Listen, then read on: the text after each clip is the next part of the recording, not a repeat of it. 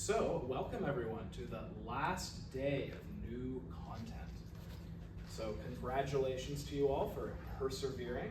I know it's been a different sort of class with some difficult material, but you've made it this far, so try to finish strong. Like last time, I would strongly recommend that you test yourself on the key terms before Wednesday, so that you can come in with any questions about terms that I missed or that you want further clarification about.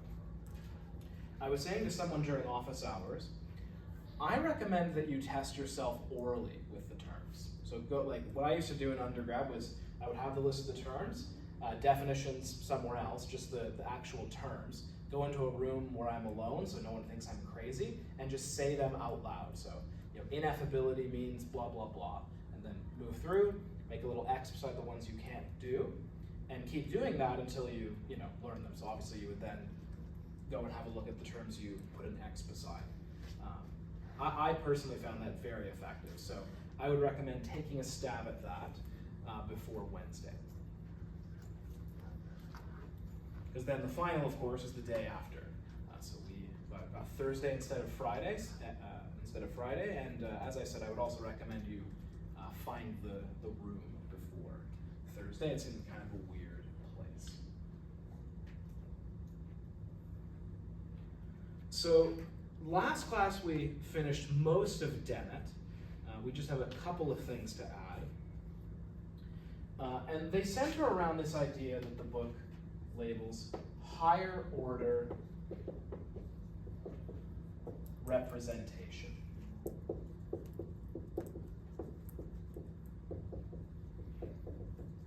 So we talked a lot last class about the concept of representation. So, representation is a kind of internal model of the world. It's how you represent the world to be, or how you represent the way you want the world to be. And even quite simple creatures engage in representation, right? Creatures with not very sophisticated nervous systems. But higher order representation is something that a creature can do that it's where a creature not only represents the world, but represents that it represents the world. If you wanted to put it a different way, it thinks about its thinking. So I look out the window and I can see the green leaves. That's a kind of representation, and it's a representation that a lot of simple creatures could do. But I not only am thinking about the green leaves, so to speak, I'm not only representing that there are green leaves, but I can think about that I'm thinking about the green leaves, or represent that I represent the green leaves.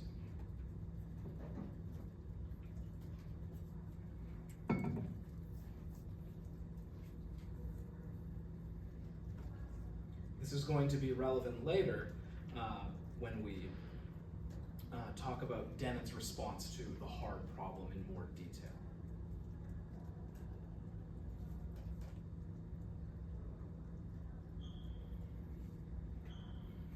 Because you'll remember that I said last class, Dennett's view is that there is nothing over and above representations and higher order representations.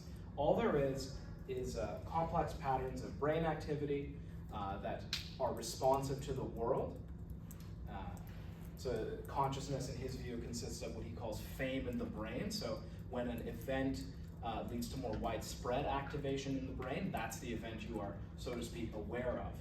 But the awareness is not something over and above that fame in the brain. It's not this extra thing.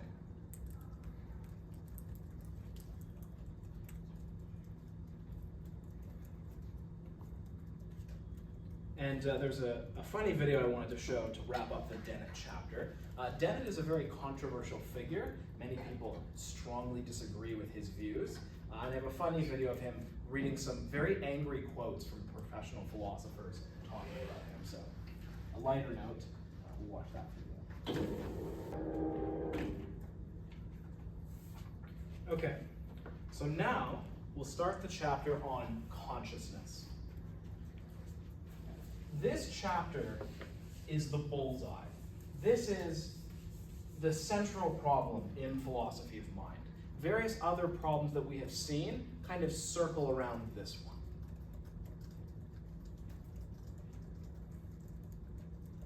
I forget who said this. Someone, I wasn't planning on saying this, but a certain philosopher said, without consciousness, philosophy of mind seems pretty easy, tractable. It's the kind of thing that standard philosophical reflection can solve.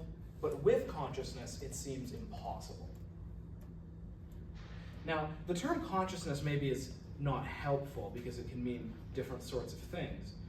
So philosophers have various terms that gesture at what the central problem is. And I say gesture because it's sometimes hard to precisely define. But philosophers will use terms like the raw feels, or a very common term is qualia, meaning roughly the qualitative aspect of experience, what it feels like to have the experience. Relatedly, Nagel's term, or phrase, what it is like to have an experience. And what these terms are gesturing at is the aspects of experience that cannot be cashed out in functional terms. You're not just speaking about the effects or the observable consequences of having an experience, but what the experience feels like. Now, if we could get the lights again, we're all going to have a quale together. Quale is the singular for qualia.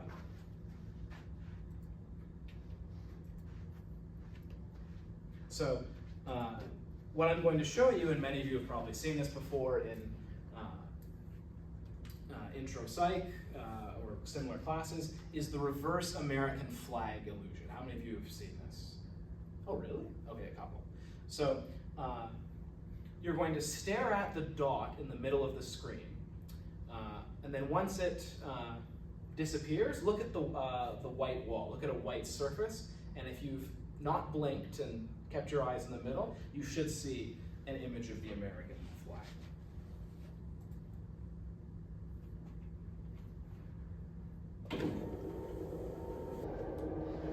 Okay, so how many of you saw something like the American flag?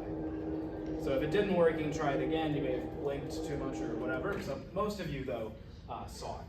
So think about what that experience, I can still see it a little bit, has in common with seeing an American flag for real, like in the world. What that experience has in common with actually seeing an American flag, is the qualia, right? The what it feels like or the inner experience. Because of course, there's no American flag on the wall over there, and there's not an American flag in your head, or at least that seems like a strange thing to say. So now we're left with this problem. Where do these qualia come from? Where does this inner sense that you're seeing the American flag come from? What we can do, and you would find some kind of pattern of activation in your visual cortex that corresponds to something like the American flag, but you wouldn't see anything blue in there or anything like that. So that's what terms like this are gesturing at, right? What it feels like to have an experience. The chapter begins with a discussion of Tolman. I wouldn't worry too much about him. Tolman's not really famous for his contributions in this area, but it's an example of how really smart psychologists, once they brush up against this problem, kind of get scared and run away and say, there's really nothing we can say about this. So Tolman was famous for doing actually work going against the behaviorist prohibition against theorizing about the mind. So he was the one who did those experiments on rats, and he argued that the experiments only made sense if you posit that rats form something like cognitive maps, right? But he cashed out what it means to have a cognitive map in purely functionalist terms, because he thought that was more scientifically tractable. But with regard to this, the raw feels, the inner experience, he said science can't touch that. No matter which way you go, you wind up concluding that science can't touch these things. There's another example. Cosmides and Tooby, the founders of evolutionary psychology, wrote a. So they're a power couple. There's a lot of power couples in evolutionary psychology. I don't know why. I mean, I could make up theories, but anyways, they wrote a paper on the emotions. Very good paper, very worth reading. But what they say at the beginning is, look, all we can talk about is the functional effects that emotions have. And we can theorize about them in that way. But as far as what emotions feel like from the first person point of view, science, again, according to them, is not in a position to comment on that.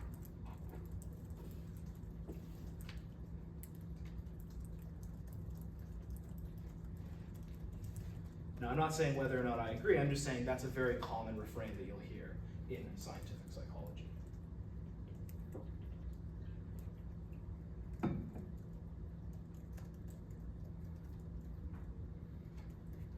And some have argued that the reason that neuroscience and scientific psychology can't touch on these is that there is what Joe Levine calls explanatory gap, which is pretty similar to Chalmers' term hard problem. Essentially meaning, no matter how much you explain about the physical, reacting, behaving, functioning of the nervous system, it never gets you any closer to explaining the qualia, what the experiences feel like.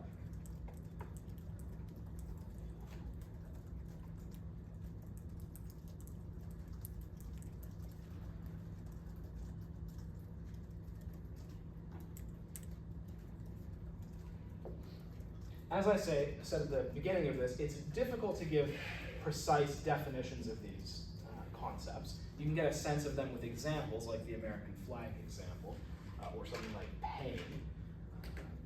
But one feature that many people argue that qualia have is ineffability. Ineffability meaning you can't say anything about them.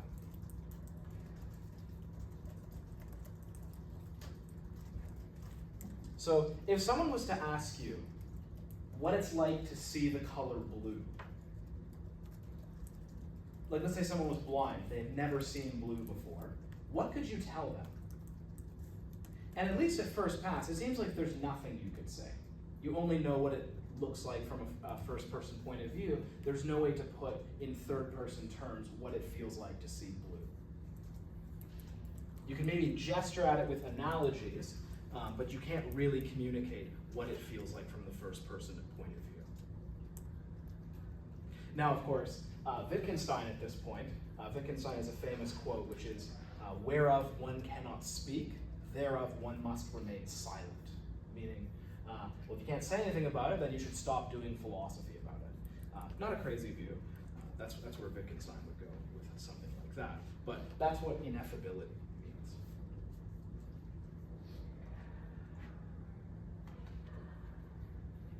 Okay, let's talk about Chalmers. I'm sure all of you want Chalmers stuff for the paper.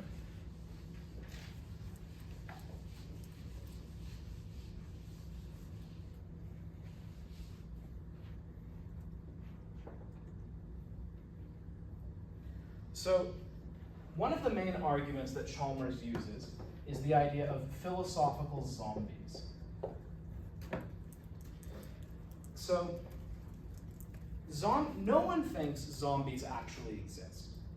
Certainly not Chalmers. They're just supposed to be logically possible, meaning there's no contradiction in imagining that they exist. So something like a square circle, it's not just that there happen to be no square circles in the world, it's literally contradictory. There could not be a square circle in any conceivable world.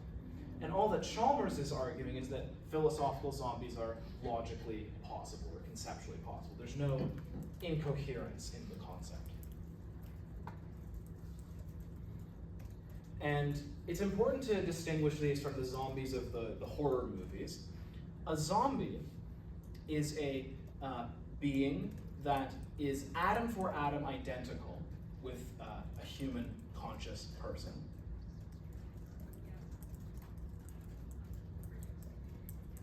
And therefore, all of their behavior and reactions are exactly the same as a conscious person.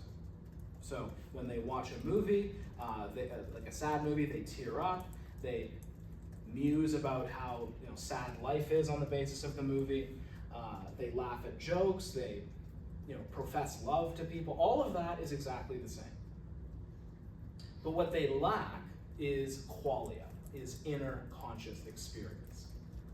So they're sort of like robots. I mean, they're still made of the same biological materials, but they're, as philosophers sometimes say, the lights aren't on. No one's home. It's all just behaving and reacting. And what Chalmers asks us to consider is that possible? Is that conceivable? Could you imagine a being like that? And at least at first pass, it seems like that you could imagine such a being. There's nothing internally incoherent about a being that behaved and reacted in the same way that a conscious person did, but just lacked the inner awareness. One way of stating the hard problem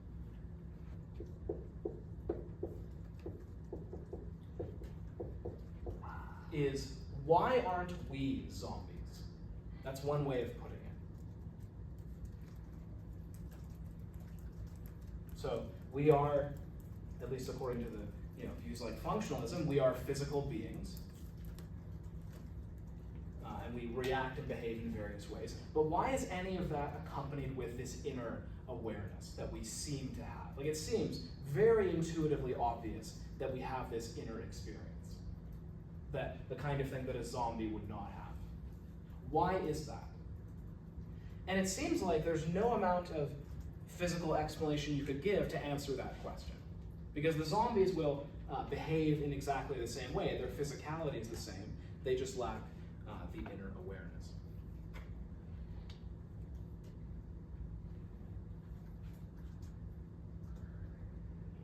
Whereas the easy problems of consciousness are the kinds of questions that functionalists ask, right? The kinds of questions that are tractable in scientific terms. So when I look at, or let's take the American flag example. So you could give a functionalist account of what's going on, right? So my cones become fatigued because of the certain wavelengths of light coming in, and then various reactions happen once the light stops. And there's a kind of pattern of excitation in my occipital cortex, which then causes widespread activation, the kind that Dennett talks about. And then if you ask me, I will say things like, yes, I'm seeing this like blue patch in the, right here. So a functionalist could explain all of that, and that would be, those questions would all fall under the purview of the easy problems, right? Explaining all of that, those patterns of activation and the resultant verbal responses and things like that. The hard problem would be, yeah, but where does this inner blue experience come from?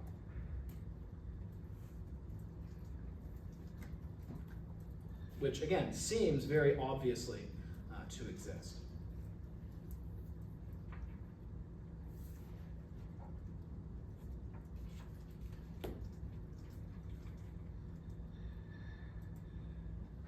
Now, I want to note so once you start by accepting this, you're going to be led down some interesting paths. But I want to note, and I'm a little biased by noting these up front, but I want to note two possible ways you could get off the bus, even at step one.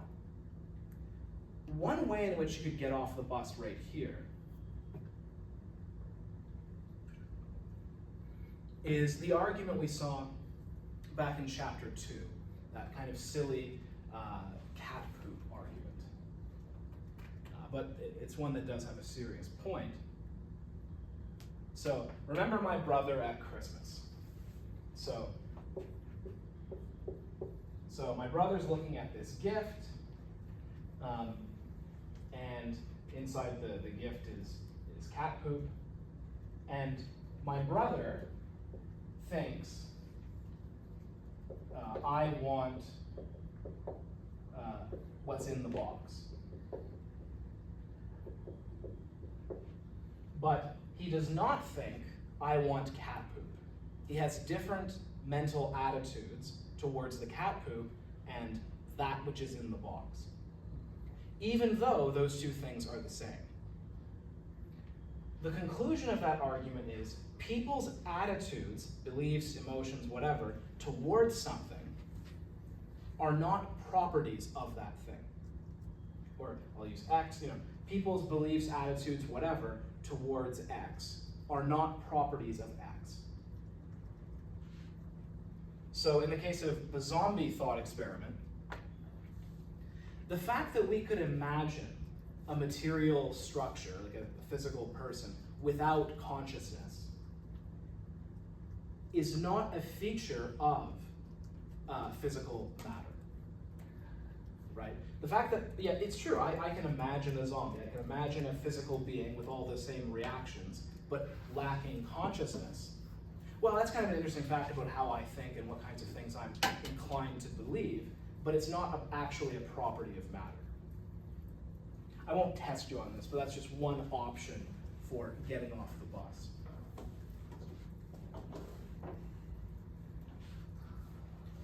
Another option for getting off the bus relates to Wittgenstein. So remember that Wittgenstein makes the distinction between ordinary language terms and technical terms. And it's important to note that terms like qualia or phenomenal consciousness or pointing at the inner experience, these are not, Wittgenstein would argue, ordinary language concepts. Terms like consciousness are not defined by pointing inwardly at the beetle in the box, as he would say. Right? They're not defined in that way. They're defined in terms of public things. Right? Terms like consciousness, or actually just terms in general, are defined by the rules and conventions of the ordinary language. And to know what a term means is just to know when it's appropriate to use it, based on the rules or conventions in ordinary language. So to say that someone is conscious is just to be able to use the term in the right situations, like they're awake and talking and reacting, etc. So terms like qualia, raw feels, and these are not ordinary language terms, they're technical terms that philosophers made up. Now, here's the key step, though. So when we're asking what does an ordinary language term mean, the way we find out is we look at how it's used in the given linguistic community. But when we're defining or making up a technical term, the question is not about whether the definition is, quote, right or wrong, but is it useful for the purpose of theorizing? Because it's up to us to make up these technical terms. And one objection you can make is these terms, qualia, phenomenal consciousness, etc., by definition, make no predictive or empirical difference. By definition, they are separate from function and reaction and behavior. So positing them can never make any difference to a scientific theory. It never leads to a different prediction. And therefore, why would we make it up? So that's one objection you can make to this whole line of argument. Again, it's not something I'll test you on, but it's one way in which you could get off the bus at this point.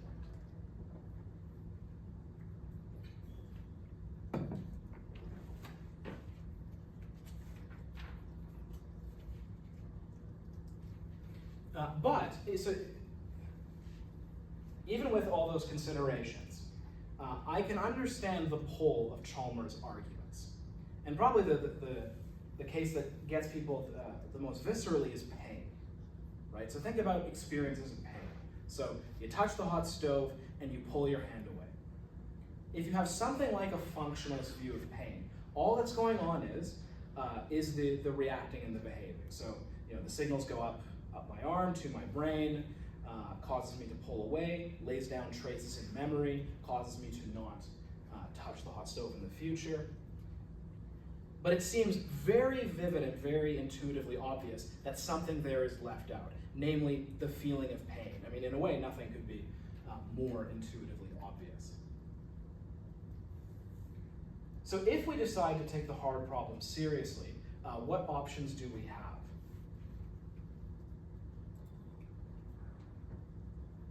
So I'll say a little bit and then I'll show a video of David Chalmers. So one option that Chalmers has put forward is positing something like new laws of nature. He spells this out in the paper I have listed. There are examples from the history of the physical sciences where there were a set of laws that were accepted, but scientists concluded that certain phenomena couldn't be explained by those laws, so a new one needed to be posited. An example that Chalmers will talk about in the video is electromagnetism. It was thought before electromagnetism that you could do all the work with other forces and posits like gravity, but Maxwell argued, no, we need a new law of nature. And maybe we need something like that for consciousness.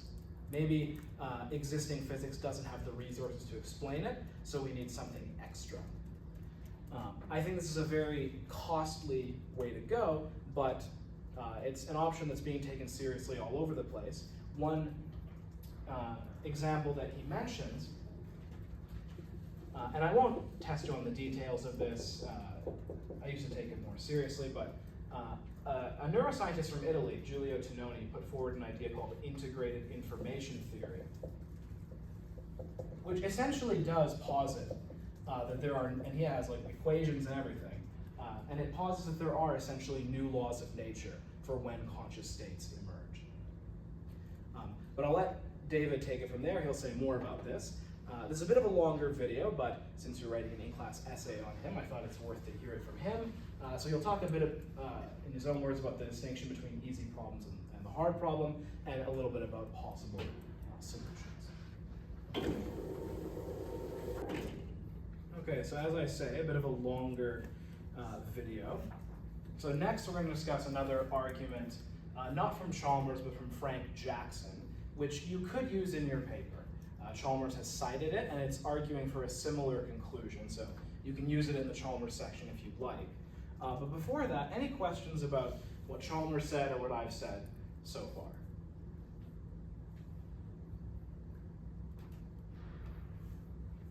Okay.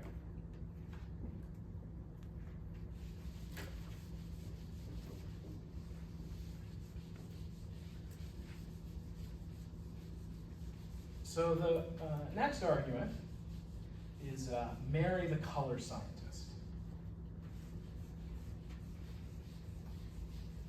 So this was put forward by Frank Jackson, who, like Chalmers, is also Australian. There have been a lot of Australian philosophers of mind who are very important. I don't know why, but there's a couple others that we haven't talked about. So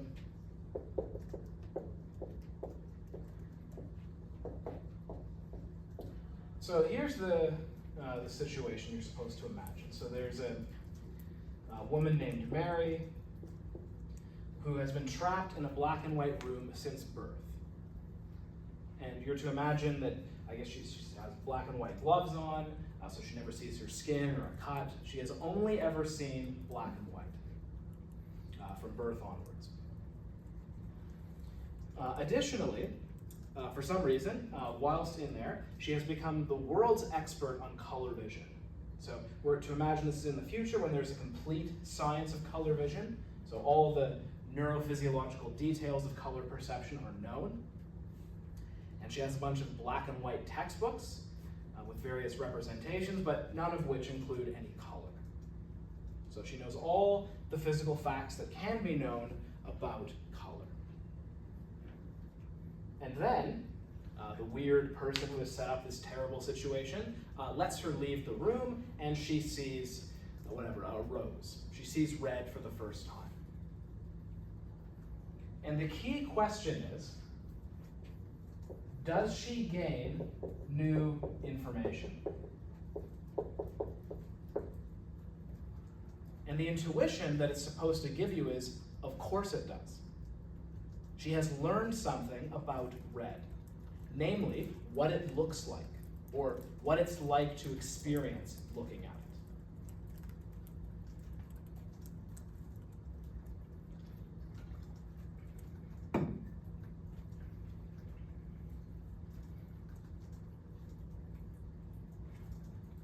If that's right, if it's right that she gains new information, physicalism is false. Or a view like functionalism is false. Because if there are no extra physical properties, or no magic woo-woo in consciousness, she should already have all the information. Because she knows all of the physical facts about color. So this should be evoking a very strong intuitive response, which is why it's such a powerful, at least at first pass, argument.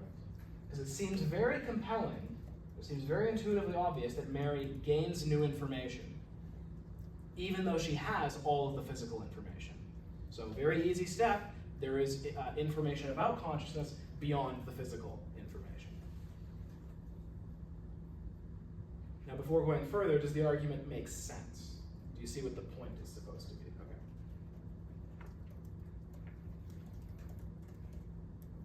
So I used to find arguments like this persuasive. I no longer do, and fun fact, another person who no longer finds it convincing is Frank Jackson. Frank Jackson is a traitor, as am I. So there's kind of two teams on these issues, right? The people who are on Chalmers' side, who think that consciousness cannot be reduced to physical events. And Frank Jackson switched sides. So what's the way out? What's the way out of the argument? I actually have a video of Frank Jackson explaining his view, but I'll start with one reason that made him want to look for a way out. Because he concluded that if this argument works, then the experience of seeing red has to be epiphenomenal. This is where that term in key terms comes from, epiphenomenal qualia. Right? Because Frank Jackson is granting that the physical states determine someone's behavior, and that Mary knows about all that. She knows about all the physical states that cause people to go, ah yes, that's a lovely shade of red. She just doesn't know, quote, what it feels like. So therefore, the qualia can't play any causal role. The physical states do all the causing, the qualia are just this extra thing that are produced. So in his paper, that's what he originally argued for, is that qualia have to be this epiphenomenal byproduct. So remember from chapter 3, the physical states cause other physical states, but they, as a byproduct, cause these conscious experiences. But the conscious experiences themselves play no causal role. But notice that what that means is, if you were to observe Mary walk out, pick up the rose and go, oh wow, that's what it's like to see red. Her seeing red can't be the reason she says that. Because epiphenomenal properties, by definition, play no causal role. They can't influence behavior. So for years, Jackson thought that can't be right. And what he eventually arrived at, and there were various critics early on that made this argument, but he kind of beefed it up a bit and eventually accepted it. He said that what Mary gains is not new information, she gains a new ability.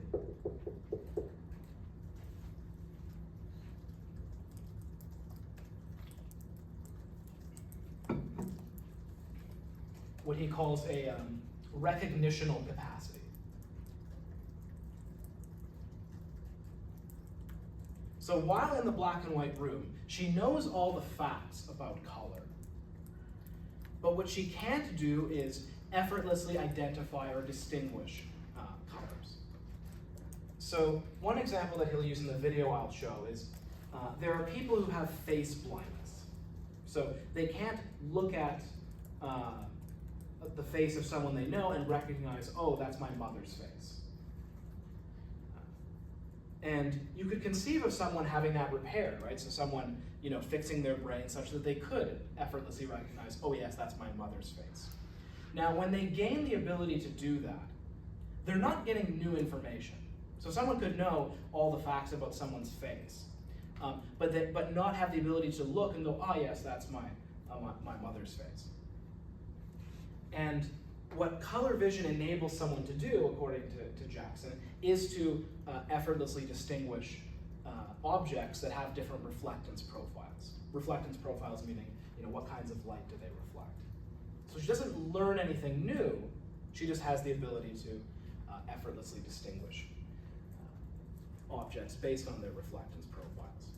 So I'll show a video of him explaining that, although, again, before showing that, I'll just remind you that if you are on Chalmers' side, or you want to defend Chalmers, and as I've said, even though it should be clear that I am not on Chalmers' side, I used to be and will be able to mark a pro-Chalmers answer fairly, and you're welcome to use the Jackson argument in defense of him. But anyways, I'll show a video of Jackson explaining his new view. Okay, so I have another video of Dennett responding to the Mary argument, but you can watch that on your own if you want. What I'll say, though, about it, because I think there's a key term related to it. Dennett gives a nice example where he asks us to imagine the neuroscientist showing Mary a blue banana when they walk out, when she walks out of the room, and says what he suspects would happen, or he thinks it's perfectly possible that it could happen, is she responds by saying, "Why the hell are you showing me a blue banana? Like, that's, you guys are pulling a fast one on me."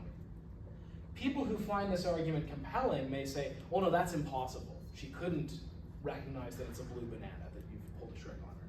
But what Dennett says is, no, remember, she knows all of the information about color perception, including all the reactions caused, effects on galvanic skin response, heart rate, emotional reactions. And it's quite conceivable that she could detect those and be able to tell what color is being shown to her. And in fact, for Dennett, of course, that's all there is. So nothing in addition to that. So now he says we don't know that that's what would happen, but this argument is supposed to work entirely a priori. And he thinks that we have no basis for relying on this argument a priori. So that's the point of the blue banana example. That it's possible that she could, in fact,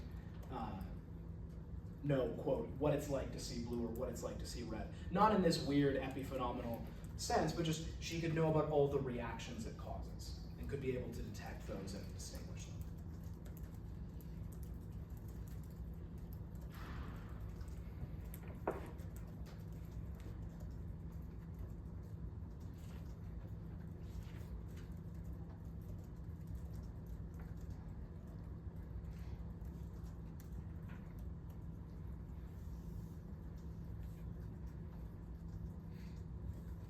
Okay, any questions about the Mary the color scientist example?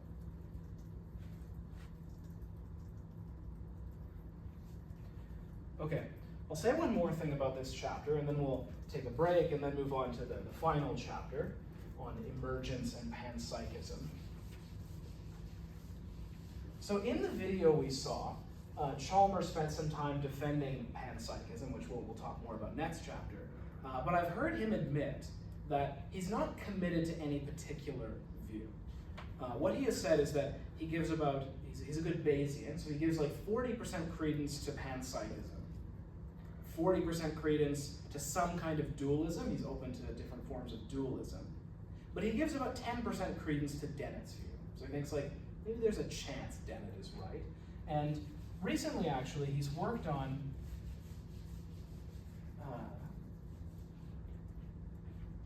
ways to develop something like Dennett's research project, research program. And he does so with this term meta-problem, which again sounds like an annoying philosophical distinction, but it's actually something you could use in your paper in section 5 if you wanted to try to integrate Dennett and Chalmers. So remember the distinction. The easy problems and the hard problem, where the easy problems are about things like behavior, functioning, and reacting, And at least to a first approximation, things like explaining people's beliefs can be done within a framework of the easy problems, right? Where you take belief as a kind of representational state, which can be cashed out functionally, right? To believe something is essentially to react in a way that's apt if that statement is true. Right? You can tell whether or not someone believes something by looking at their functioning and their behavior. And then the hard problem we've talked a lot about, which is, why is there any inner experience?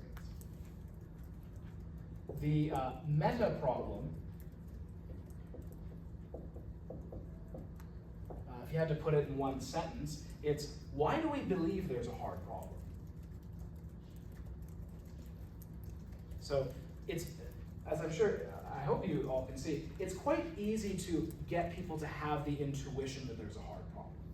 If you spend some time thinking about what your experience seems to be like, it's very easy to get people to have the intuition that no physical explanation could explain why experiences are like that. So the meta problem is, why do people think that? Why do people have this very strong intuition, at least if they're kind of primed in the right way? Now here's the nice thing. The meta problem is technically an easy problem. It's about why people believe certain things, or why they have certain intuitive reactions. So one possible route to solving the hard problem is just explaining why people think there's a hard problem, why people have the intuition that there's a hard problem, which perhaps you could do that in neuroscientific terms, and then the hard problem kind of dissolves. Like, yeah, sure, it seems like there's a hard problem, but that's just a funny intuition that humans have, and we can explain why they have that intuition, even though the intuition is wrong. Now, Chalmers doesn't think that'll pan out. He thinks that even if you explain why people say things like, yes, it seems like there's a hard problem, and make various verbal reports like that, the hard problem remains. But he thinks it's kind of the best hope that physicalist type explanations have. So I'll show a video of him discussing the meta problem, and then we'll take our break. Okay, so that's a nice discussion of the meta problem. As he says there, reports like, there's a hard problem, have this strong intuition that consciousness couldn't be physical. Those are the kinds of things that are susceptible to functional explanation. So that's one promising option. Now, any questions about that before the break? Okay, so we'll take a break and come back at, let's come back at 1.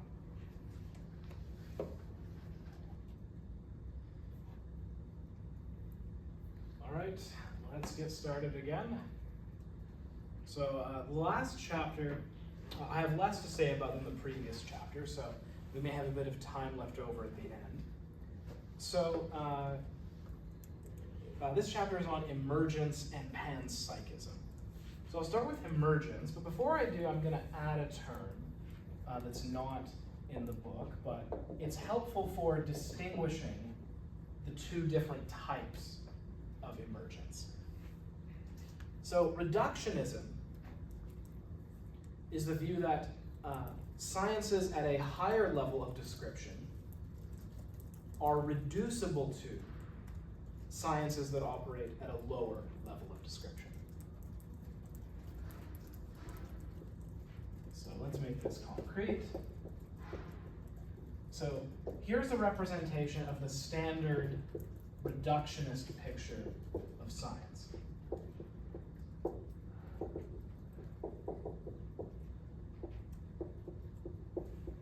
Where being lower means being more fundamental. So when we think about psychology, on a reductionist picture, facts in psychology reduce to ultimately being facts about biology. Psychology is just higher level biology.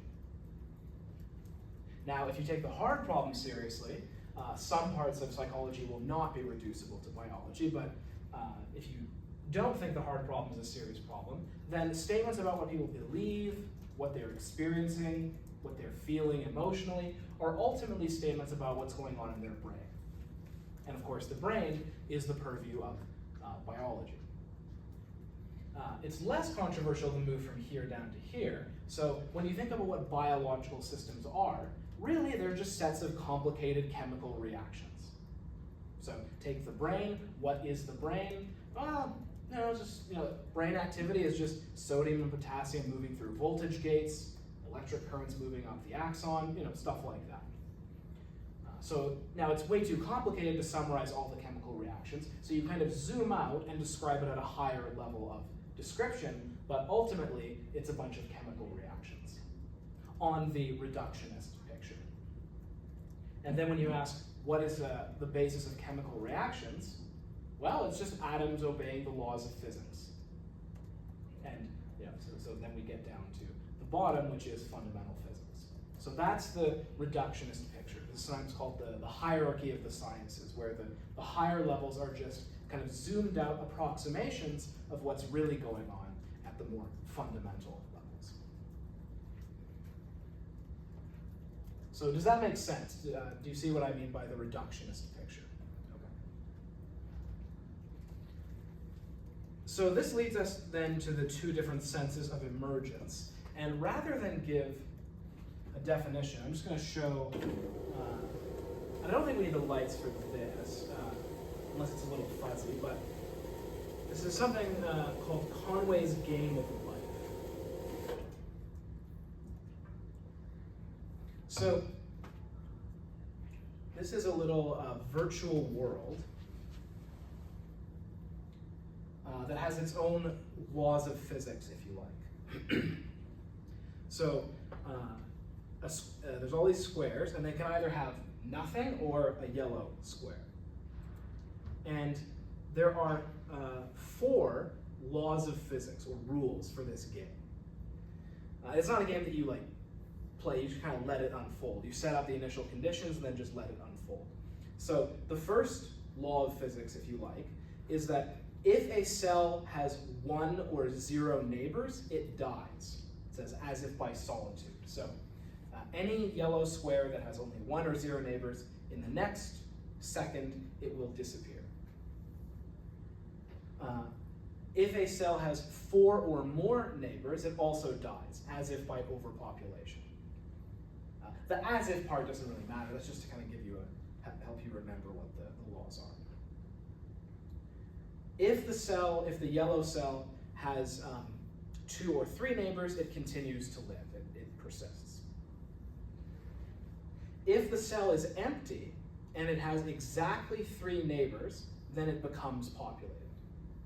So these 4 laws explain all and accurately describe all of the behavior in this game. If you like, all behavior in this game is reducible to these 4 laws. These are like the fundamental laws in this system. But you can make systems that have a set of behaviors that are describable at a higher level. So here's one simple example, is a glider. So if you set up something like this, it behaves in a predictable way. So I'll just hit play. So you get the sense that there's kind of a higher level of description. You could describe this behavior entirely in terms of the 4 laws that I described. But you could it'd be much easier to just say there's this entity called a glider that moves in a downward diagonal direction and persists over time. This would be an example of weak emergence. It's weak because there's not new laws or new causal powers. You could describe what just happened purely in terms of those 4 laws that I just described. The yellow squares aren't doing anything different than what you'd expect based on the laws. But this new pattern enables you to make predictions in a more simple way. So think of Dennett's stances, right? It's the same kind of thing. You could speak of this at a higher level of description and make predictions with more efficiency. There's another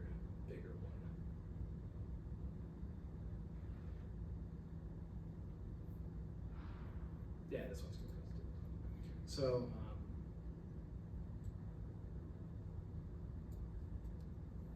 so here's a bigger one, a spaceship. So I hit play, and the system continues over time. Now again, you could do it atom by atom, but that would be way too difficult. Much simpler to treat it as an emergent entity. So that's weak emergence. There's a new higher level pattern, but it is ultimately reducible to the underlying laws. So weak emergence is slightly blocked, but weak emergence is compatible with reductionism.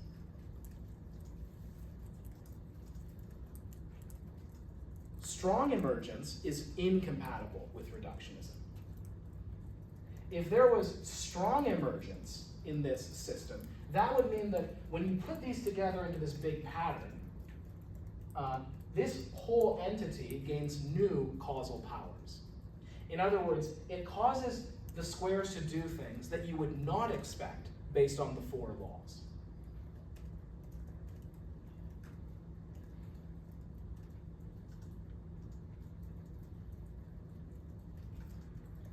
That a closely related term is downward causation, right? If the higher level pattern caused it to be the case that a yellow square appeared here where you wouldn't expect one based on the laws, that would be downward causation. A higher level of an entity that only exists at the higher level is causing changes at the lower level.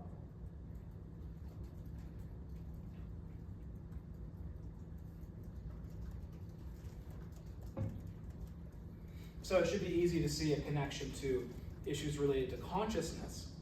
People like Dennett are going to be happy with weak emergence, where consciousness is just a higher level of description of what is ultimately physical behavior that you could describe using physics if you wanted to. But if you describe something as a conscious system, you can make predictions more efficiently. Whereas there are various more spooky views of consciousness that would posit something like strong emergence, where no, there really are new causal powers that only exist when you put them together in this way, and it causes things to happen that you would not expect based on the underlying physics or underlying laws. It's kind of fun to kill these things. If you add a few squares, like that's one that you can do, the thing decays pretty quickly. So, but anyway, so that's hopefully that makes clear what the difference between strong and weak emergence is. There's also a connection to the idea of structural realism that we saw in the philosophy of science, right? Where something like a glider, you could say, is a real pattern, right? But don't worry about that for the test. That's just a possible point of interest. Any questions about the difference between weak emergence and strong emergence? Oh, yeah. Would you say that Chalmers would agree with the strong emergence? So Chalmers is kind of open-minded, but here's what I'll say. You could use strong emergence in your discussion of him as something that he could prefer, but he's non-committal, is what I would say on that subject.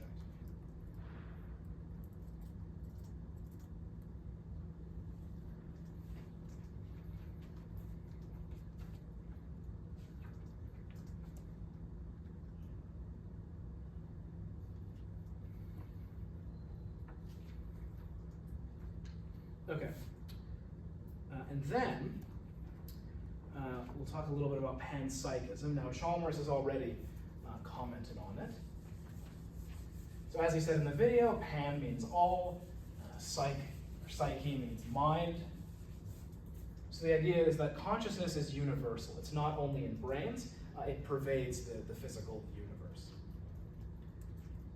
This seems rather crazy, but as I mentioned and as he mentioned, one theory that is taken seriously all over the place is integrated information theory.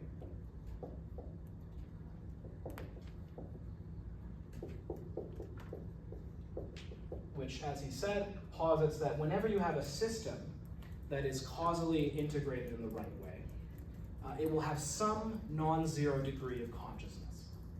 So even a small group of particles interacting in the right way could have like a tiny bit of consciousness. And then, a bacterium, still pretty small degree, but some degree of causal integration. It'll have a little bit more consciousness. And then, of course, the human brain, most complex causal system in the world, it would have the highest degree of consciousness.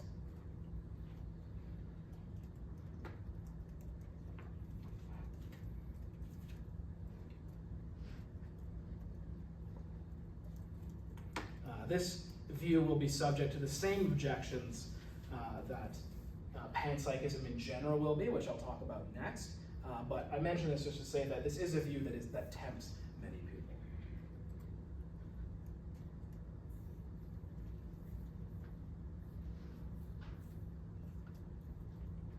Okay, I'll say more about how you can use that later, but for now, I'm actually going to show a few clips from a debate. The debate's worth watching in its entirety. It's a debate between Philip Goff, who is on Chalmers' side. We saw him earlier. He helps run that podcast I mentioned. So he is on Chalmers' side, as I say, and he defends panpsychism. And then I'll show another clip from the same debate from the other guy, who is Sean Carroll. Sean Carroll is a physicist. We saw him in a previous class. And I think that this will help to bring out some of the key issues. So clips, a bit more videos today, but they refer to things that you could potentially use in your answers.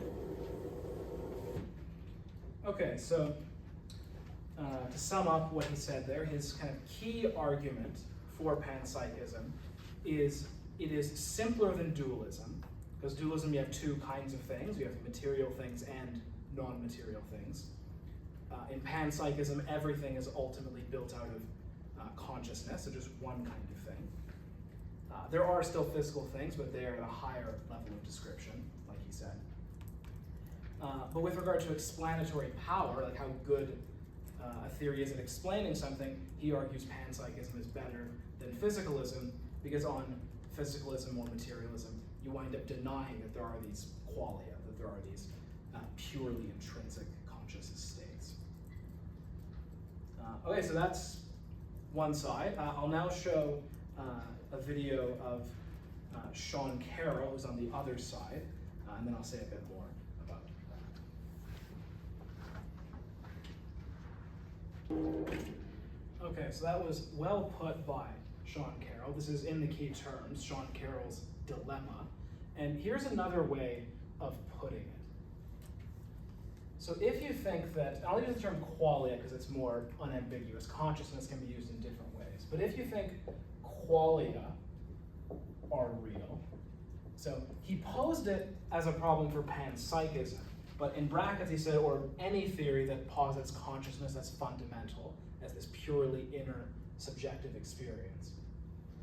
If you think that, you have two options with regard to the laws of physics. One is to say that the laws of physics are wrong.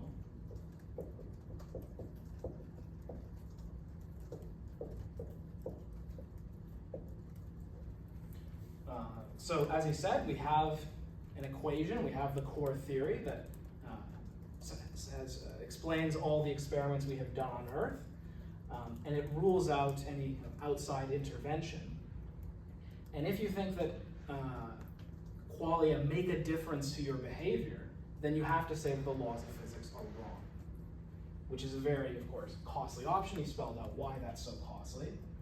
The other option is qualia don't affect your behavior.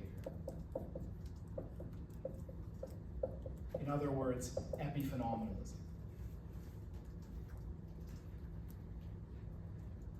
So those are the two choices, he argues. Both of these are very costly. I mean, it's pretty straightforward why saying the laws of physics are wrong is costly.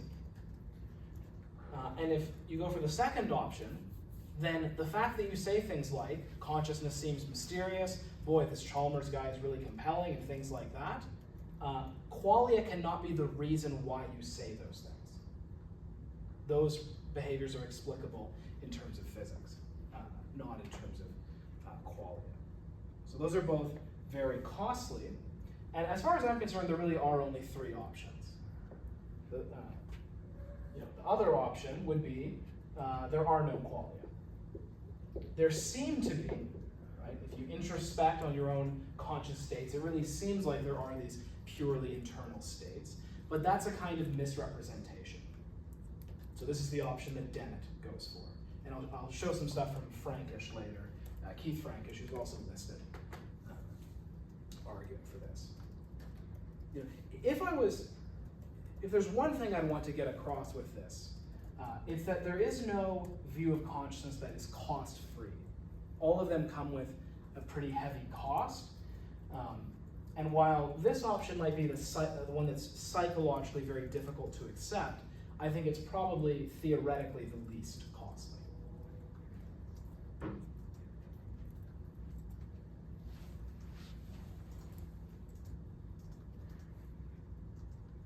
Okay, and I have one more clip. This is the last clip of the course.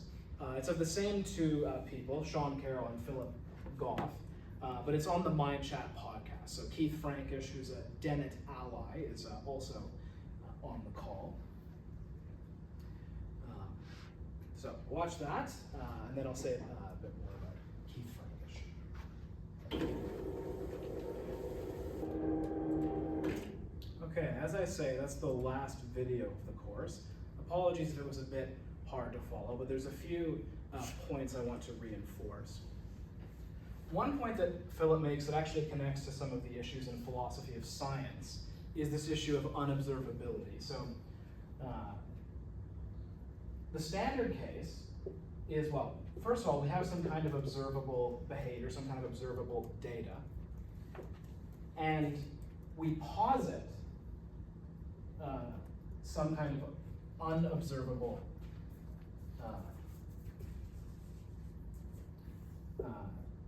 entity, but we do so to explain the observable thing. So examples from the philosophy of science section, things like fusion inside the sun, right? You can't observe fusion inside the sun, but you posit it to explain things that are publicly observable. So that's fine, unless you're a positivist or unless you're a von Frossen. But the standard view in philosophy of science is that that's okay. But what Goff says in response to pushback from Carroll is, on his view, consciousness is different. It's not just that you're positing something unobservable to explain something observable. The thing you want explained, consciousness, in his sense of the term, is unobservable. And I think he caught himself in a contradiction in that video. I don't know if any of you noticed it, but he said that it's playing no explanatory role in terms of explaining behavior. And then in the next sentence he says, no, it does affect your behavior.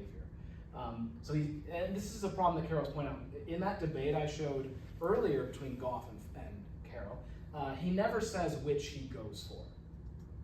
And I think Carroll is right that if you're going to be a panpsychist or you're going to take qualia seriously, you have to fall on one of these two horns.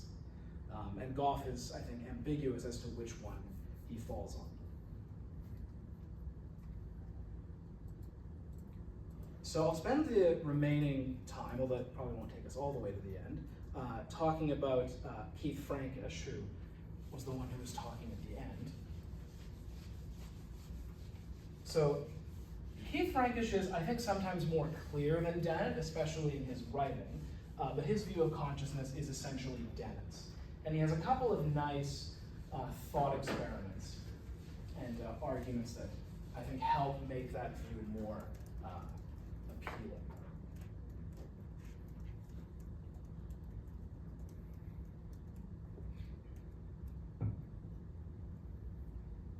So one argument that he makes, and I think I have some term for this in the key terms, I forget how I label it, but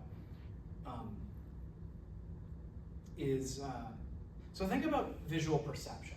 So before you take a class like this on philosophy, when you look at a red apple, it sure seems like the redness is in the apple, right? It's not in your head, it's in the apple. That's the kind of naive view of colors that you sort of grow up with. And then an annoying scientist or philosopher comes around and says, well, a bee would see it differently. Really, the redness isn't in the apple. Atoms aren't colored. It's just a kind of internal reaction you're having to the patterns of wavelengths of light hitting your eyes. So the sense that the redness is in the apple is a kind of misrepresentation. It's not really in the apple. And then someone like Chalmers says, okay, fine, it's not in the apple, but I know for sure there's the pure redness that I'm experiencing. And what Frankish says is, no, just take it one step further. Your sense that there's a pure internal redness is also a kind of misrepresentation. It seems like it's like that. It seems like there are these qualia, but you're just mistaken.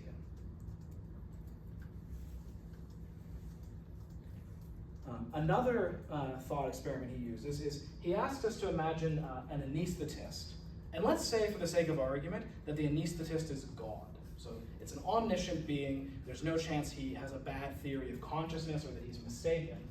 So God, the anesthetist, says you're going to have a surgical operation that would normally be very painful, but for whatever reason, you have to choose one of two pills. You only get one. You can have the functional effects pill,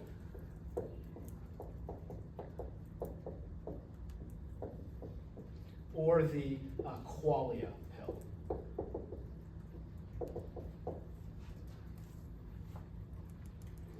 So the functional effects pill will take away all of the effects that pain normally has.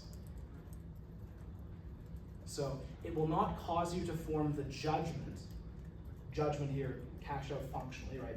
Meaning the disposition to make certain reports and to believe things. So the pill will take away pain's effect on your judgment that your body has been damaged. There will be no behavioral reactions. Your heart rate won't increase. You won't scream. You won't have higher galvanic skin response. All of that will be taken away.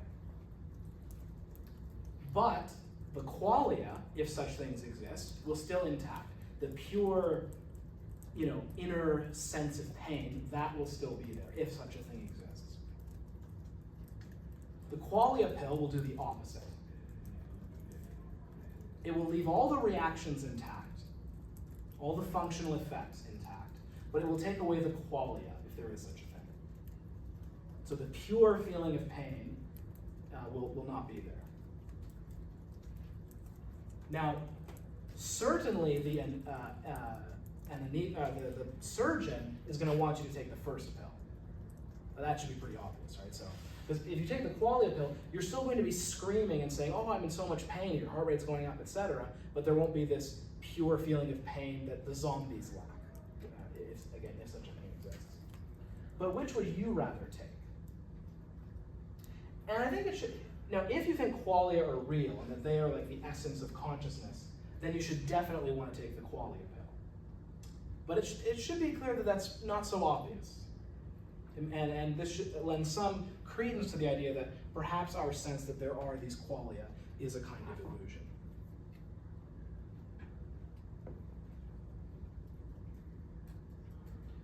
And then one final argument from Frankish. We don't need the lights off. I'll just take the PowerPoint, will be fine.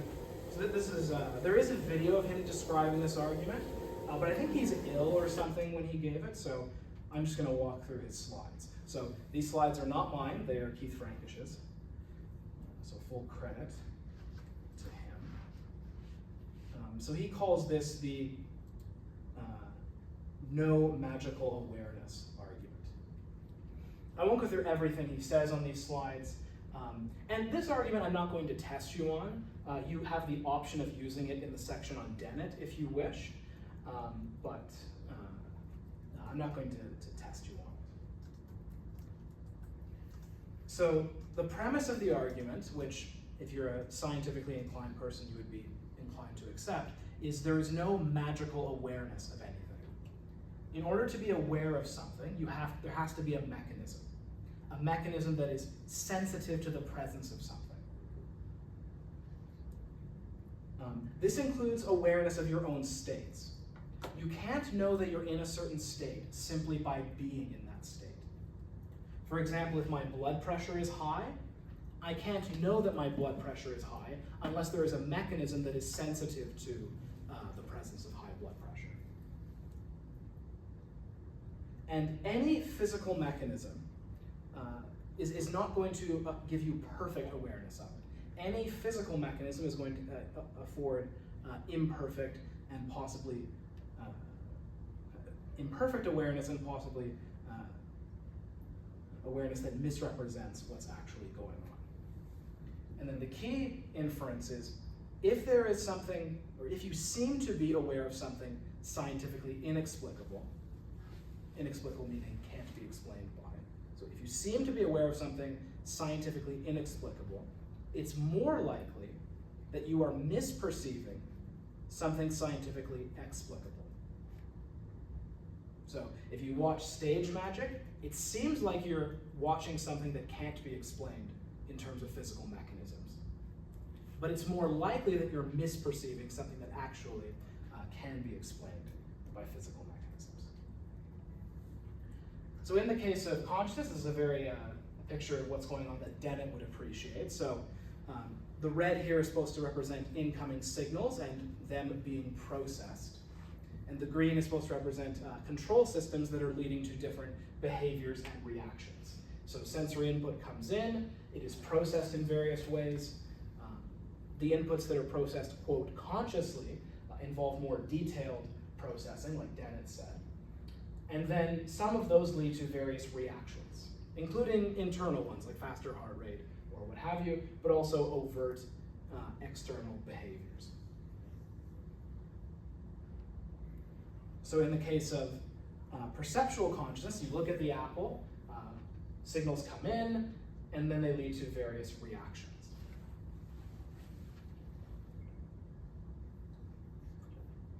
So here's where Chalmers comes in and says, you're leaving something out. You're leaving out the qualia. You're leaving out the sense that there's this purely internal, whether it's pain or color or whatever, because, I mean, he has the information and reactions in red, but you can have it in black and white. It's just signals being sent. So that's what needs accounting for, these qualia or these internal phenomenal properties. And what Frankish says is no, there are no qualia, just as Dennett says. He has here a black and white apple, so there's a kind of digital or neural representation of an apple. But remember what Dennett says, you can think about your thinking, you can represent your own representations. But unfortunately, in the case of our representations of the world, like representations of apples, there's a misrepresentation. You're disposed to say things like, there's this pure inner qualia, but that's a mistake. You think there are such things, but there aren't. Just like we're inclined to think that there are colors in the world, right? We're inclined to think that the apple is really red, but that's a mistake. Our sense that there are these internal properties is also a kind of mistake. All there really are is internal signal processing and internal reactions. So that's Frankish's way of explaining Dennett's position.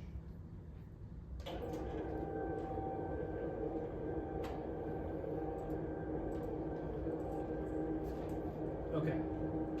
Now, if you've understood what I've said, that should seem like a very radical conclusion, like a very counterintuitive one. Now, as I said earlier, my own view now is that there are no views of consciousness that don't involve a serious cost. I think there are basically three choices, like I said. If you think of the kind of the flow chart I had earlier. So there's kind of two choices. One is, do you think qualia are real or not? If you say yes, then Sean Carroll's dilemma becomes relevant. Because then you either have to say physics is wrong, or qualia don't affect behavior.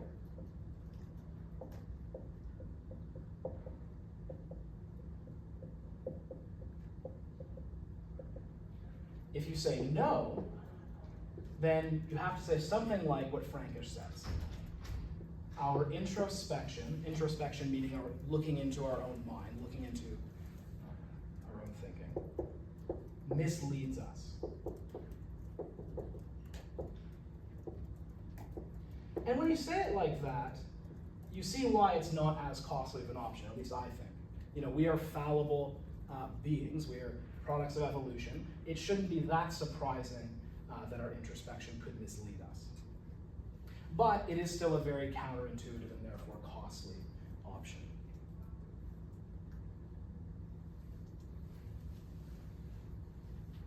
And one thing I'll say in closing, this is one analogy I kind of thought of. You know, my view of philosophy, of what philosophy is good at, is the same as Dennett's. It's good at analyzing the kind of unquestioned assumptions that you have. It's good at analyzing how you're engaged in your research program, what the kind of background assumptions are. Here's a kind of goofy analogy. So think of those, I'm not going to be able to draw this well, but like those diggers. I don't know how to draw shit. You know what I mean? Those, like the ones that have, you know, wheels, they dig dirt or whatever. You could think of science as a kind of like fact-finding activity, right? It's not there to, you know, gather information successfully.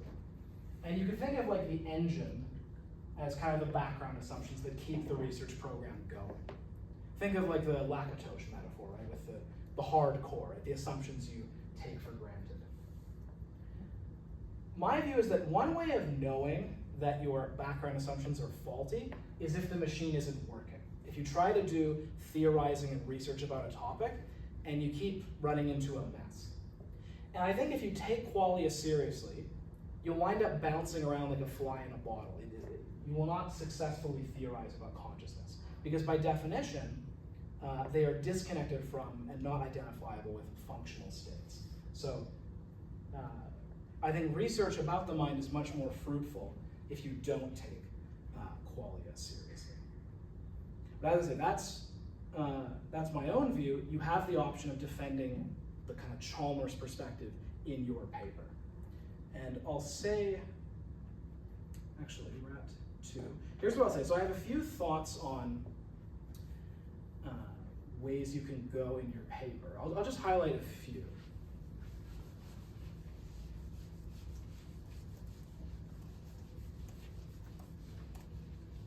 In particular, in section 5.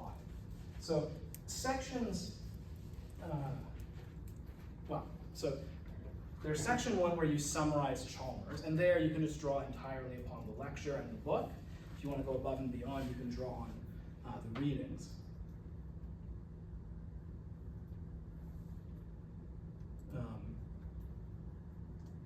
And then for connections to psychology, you have various options.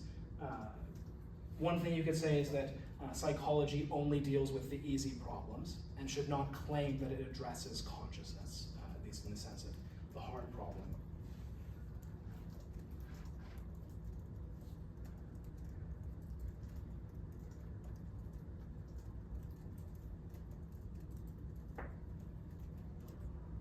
If you wanted to say something that we should do, because you can also say psychology should take this route, even if it doesn't now. If you wanted to go full Chalmers, you could say we should expand our sense of what's, or expand our notion of physics to include consciousness. That would be a more radical view. Or you could just say Chalmers thinks we should do that, then you could also put it like that. For Dennett, connecting it to psychology should be easier. I think it's fair to say Dennett is more consistent with how we practice psychology now. I'll leave it to you to see some of the connections there, but probably that would be easier to do.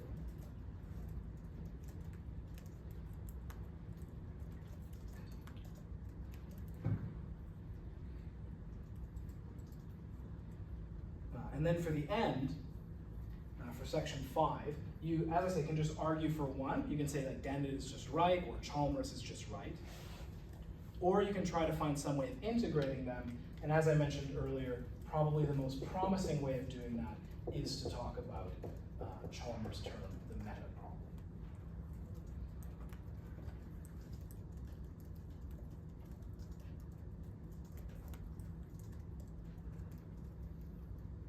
If you want to argue for one view, another thing you can do, there's a saying in philosophy, one man's modus ponens is another man's modus tollens.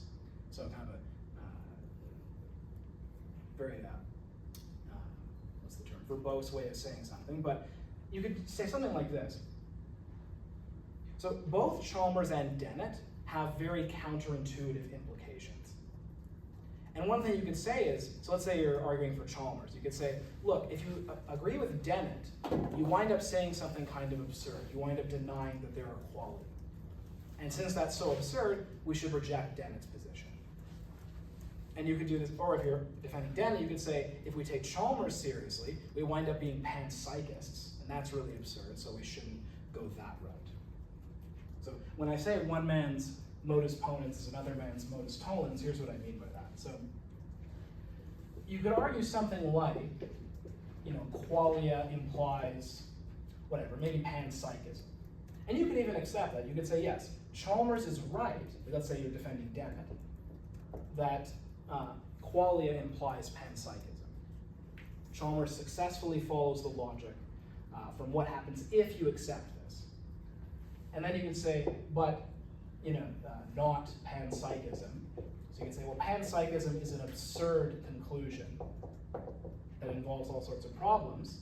And as you all should know by now, modus tollens would imply not qualia. So the idea that there are qualia is false. And so, but if you were to go the other way, like defending Chalmers, then you would put qualia here and panpsychism here. That would be modus ponens. Qualia implies panpsychism. We have to accept there are qualia. They seem intuitively obvious. Conclusion, panpsychism. So that's a kind of rough sketch of what you could do for the paper. Any questions about that?